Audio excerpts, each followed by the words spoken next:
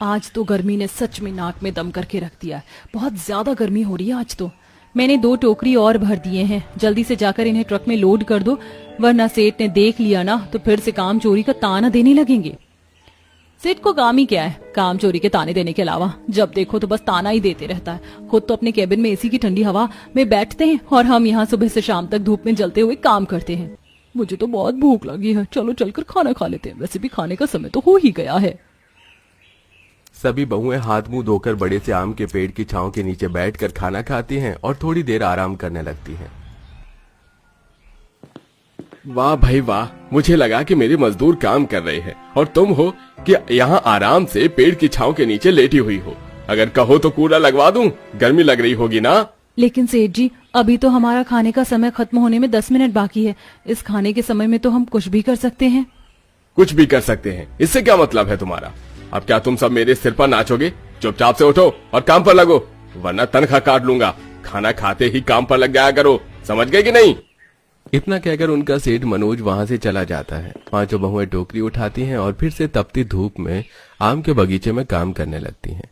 शाम को जब तनख्वाह लेने की बारी आती है तो मनोज उनकी तनख्वाह से आधे पैसे काट कर उन्हें देता है। सेठ जी, आपने आधे पैसे क्यों काट लिए? हम तो पूरा महीना काम पर आए हैं। पूरा महीना काम पर आए हो, लेकिन महीने में काम कितना किया है ये पता है? हर 10 मिनट में तो तुम लोगों को आराम करते हुए देखता हूँ। खाने का समय आधे घंटे का होता है, लेकिन तुम लोग 1 घंटा लेती हो और कभी कभी तो जल्दी ही भाग जाती हो। अभी आप पैसे काटूंगा, नहीं तो काम बढ़ाऊंगा। लेकिन सेठ जी, हमारे जल्दी जाने का कारण हमने आपको बताया था और हम तो खाना खाते ही काम पर लग जाते हैं और समय से ही आते हैं। मुझसे बहस करने की कोई जरूरत नहीं है, वरना जो दे रहा हूँ वो भी काट लूंगा। अब पकड़ो इसे और जाओ, मजदूरों को भी पैसे देने हैं। पांचों बहुएं आधी आधी पेमेंट लेकर घर जाती हैं और देखती हैं कि उनकी पड़ोसन शीला उनके ही घर पर उनका इंतजार कर रही है। अरे शीला, तुम यहाँ? कुछ काम था क्या? तुम लोगों को मेरे पैसे लौटाने हैं या नहीं? कितने दिनों से कह रही हूँ कि मेरे पैसे लौटा दो। शीला, आज ही हमें पैसे मिले हैं, हम इसमें से तुम्हें थोड़ा थोड़ा दे देते हैं। 1 से 2 महीने में तुम्हारे सारे पैसे चुका देंगे।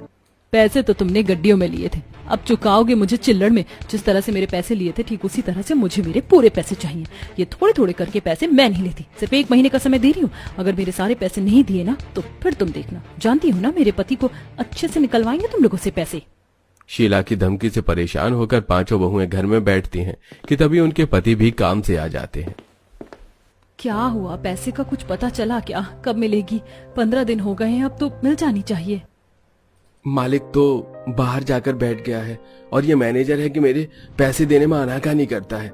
कहता है कि जब मालिक आएंगे तभी पैसे मिलेंगे। न जाने मालिक कब आएगा। अगर काम छोड़ दिया तो सारी मेहनत के पैसे ये मैनेजर हड़प लेगा। न काम छोड़ सकते हैं और न तनख्वाह मिल रही है। हम तो बीच में फंस गए हैं। हम भी परेशान हो गए। अभी शीला आई थी अपने पैसे मांगने के लिए। लोगों से उधार ले तो लिया, लेकिन चुकाएंगे कैसे? ऊपर से बच्चों के स्कूल की फीस भी जमा करनी है। हफ्ता भर हो गया बच्चों को स्कूल भेजे हुए। इसी तरह गरीबी में इस परिवार की जिंदगी कट रही थी। पैसों को लेकर पूरा परिवार काफी ज्यादा मोहताज हो चुका था। ये देखो साक्षी, पेड़ से कुछ आम नीचे गिरकर पिचक गए हैं। अब तो इन्हें कोई खरीदेगा भी नहीं, इन्हें हम ले लेते हैं। हाँ, वैसे भी बच्चे कितने दिनों से आम खाने के लिए कह रहे थे। ये तो सेठ जी के किसी भी काम का नहीं है, इन्हें हम ही ले जाते हैं। सेजल साक्षी गिरे हुए आमों को उठाकर अपने झोले में रखने लगती है कि तभी वहां मनोज आता है। तुम लोग इतने गिर जाओगे मैंने सोचा भी नहीं था। जिस थाली में खाती हो उसी में छेद करती हो। शर्म नहीं आई चोरी करते हुए? ये मालिक, आप गलत समझ रहे हैं। हमने चोरी नहीं की, बल्कि ये आम तो गिर गए थे और थोड़े पिचक भी गए हैं। इन्हें कोई खरीदेगा नहीं, इसलिए हम इन्हें ले जा रहे थे। बस बस, बहुत देखे हैं तुम जैसे मैंने चोर। मजदूर कहीं के। चुपचाप से मेरे आम मुझे वापस दो और निकल जाओ यहाँ से। कल से काम पर आने की कोई जरूरत नहीं है। मैं तुम जैसे चोरों को काम पर नहीं रख सकता। बिना कुछ जाने समझे उन पांचों बहू को अपने आम के बगीचे से निकाल देता है। पांचों बहुएं आंखों में आंसू और चेहरे पर निराशा लिए घर लौट रही थी कि तभी रास्ते में काम न चलने के कारण आज ये सभी बहुएं घर जाने के लिए दूसरा रास्ता पकड़ती हैं।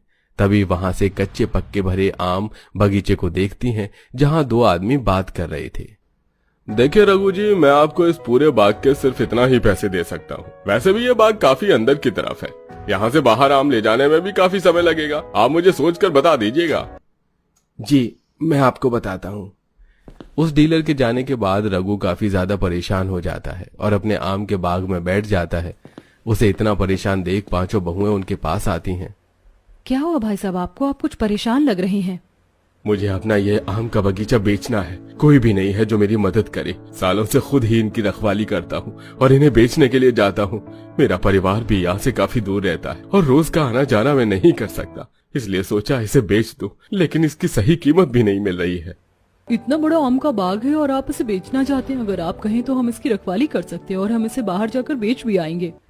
आप लोग सच कह रही हैं। आप ये काम कर सकती हैं? यहाँ से मार्केट काफी दूर है, 1 से 2 घंटे लगेंगे आपको जाने में।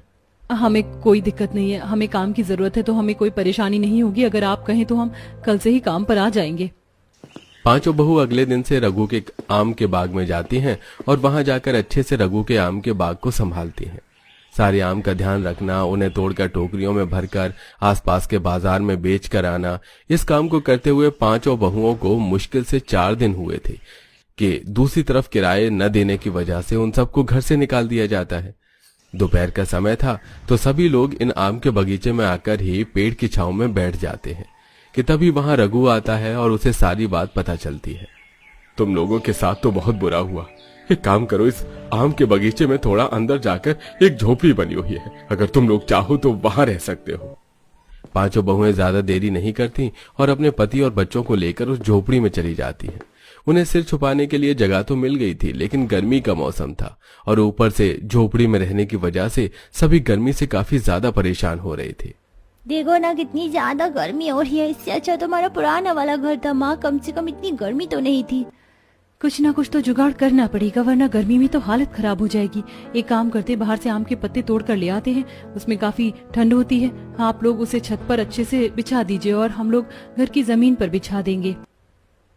पांचों बहुएं बाहर से ढेर सारे आम के पत्ते लेकर आती हैं, जिन्हें उन सब के पति गीला करके झोपड़ी की छत पर बिछा देते हैं।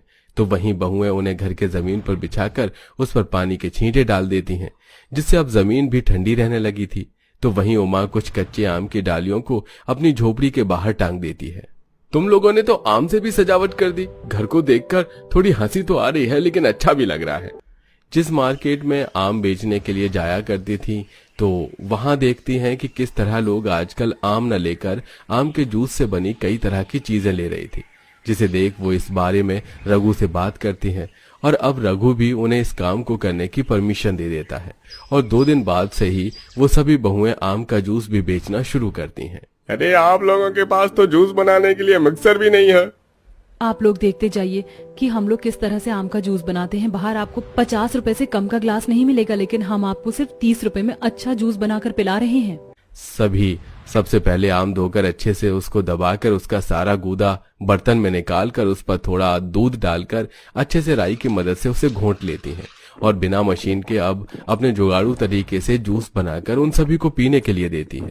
आजकल के तो आम के जूस वाले उसमें आम कम चीनी भर भर के डालते हैं, लेकिन जरा इन्हें देखो, बिना चीनी का कितना मीठा एकदम ताजा जूस दिया है, वो भी सिर्फ 30 रुपए में। मजा आ गया पीकर।